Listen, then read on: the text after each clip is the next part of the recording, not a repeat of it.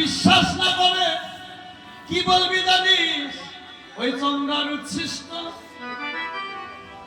আমার দেহের সর্ববিন্দুটি জয়িত সিঁদুর গোবিন্দের সর্ব অঙ্গে লেপন করে দিব, আর আমার কঙ্কনের দাগ দিয়ে গোবিন্দের সর্ব অঙ্গ ক্ষত বিক্ষত করে দিব।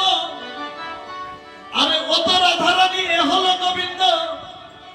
রাধারানী পৃথিবীর বুকে সবকিছু সইতে পারবে, কিন্তু গোবিন্দকে ধরে কেহ যদি আঘাত করে ওই আঘাত রাধারানী সইতে পারবে না। তখন রাধারানী কি করবে? গোবিন্দ যখনই রাধারানীর সামনে যাবে ওই রাধারানী গোবিন্দের পক্ষে রক্ত দেখে এত রাত্রিকালে গোবিন্দকে দুপুর করে দাঁড়িয়ে দিবে। ও পথে এই রাত্রিকালে যদি রাধারানীকে কুঞ্জ থেকে দাঁড়িয়ে দেয়, গোবিন্দ কোথায় যাবে? এত রাত্রিকালে যাওয়ার আর জায়গা থাকবে না পথে। তখন গোবিন্দ পুনরায় আমার কুঞ্জে আসবে। তখন আমি চন্দ্রাবালি কি করিব জানিস? বসে বসে চরণ সেবা করিব।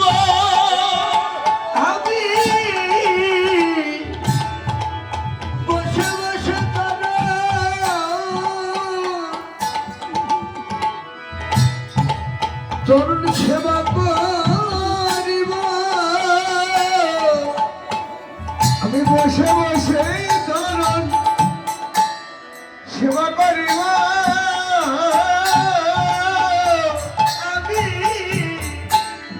আমি বসে বসে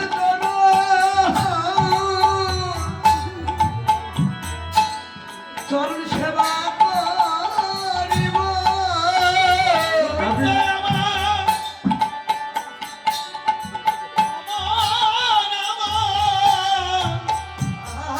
এই কুঞ্জে আসিলে আমি বসে বসে চরণ সেবা করিব। গোবিন্দ আমার কুঞ্জে আসিলে বসে বসে চরণ সেবা করিবা। গোবিন্দ আমার কুঞ্জে আসিলে আমি বসে বসে চরণ সেবা করিব। কুঞ্জে আসিলে বসে বসে সেবা করিবা। তবে কুঞ্জে আসিলে ওরে বসে বসে চরণ সেবা করিব।